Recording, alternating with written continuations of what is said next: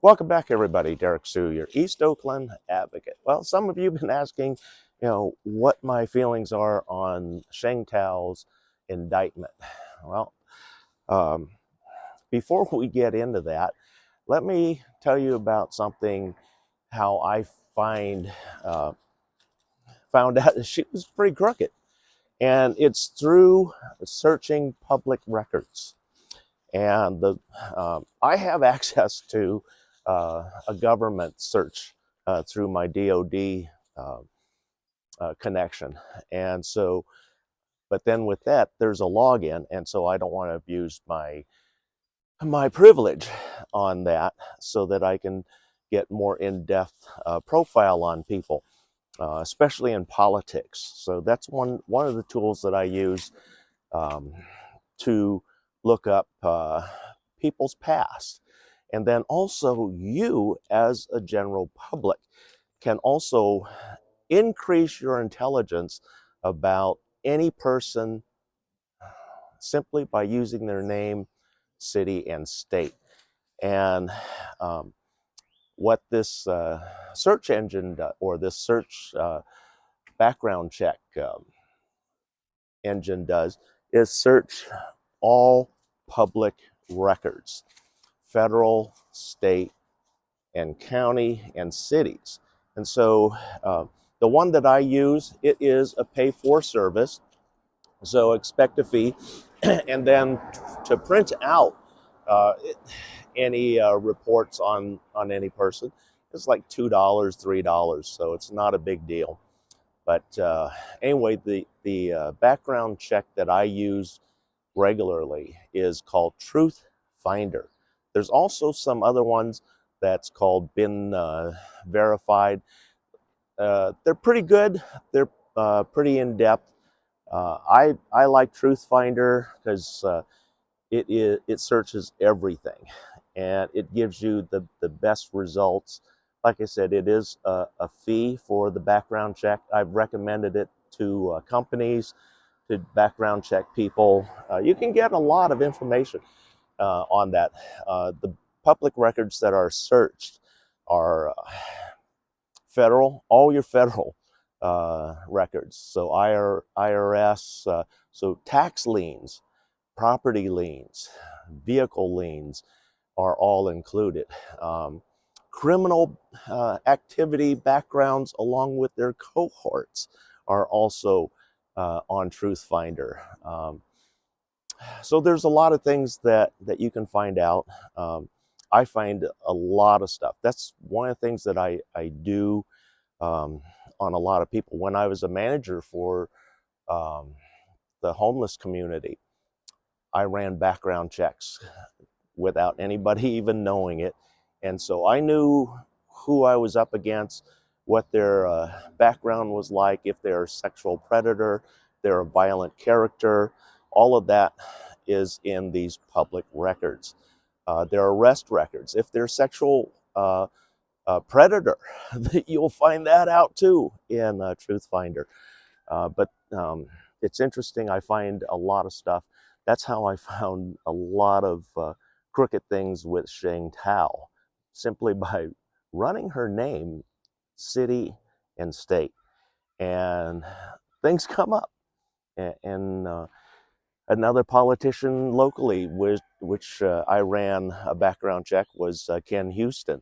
You talk about a crooked politician. There's a crooked politician you need to keep your eyes on, as he had back taxes in 2018 into 2019 of nearly $500,000. So that was one of the things, along with many things, on his Truth Finder public records. But like I said, there are a lot of different services out there. Some are free, and they're free for a reason, because they're okay. They'll get you a majority of the information that you need, but not everything that you're going to need. And that's why I like Truth Finder, because it's the closest to my federal background checks. My federal background checks actually lets me look at your finances and many other things that Truth Finder won't get you. And then that's how I go in and uh, if I had questions on any person, that's how I get the real deep information. But anyway, I had a lot of information on Sheng Tao.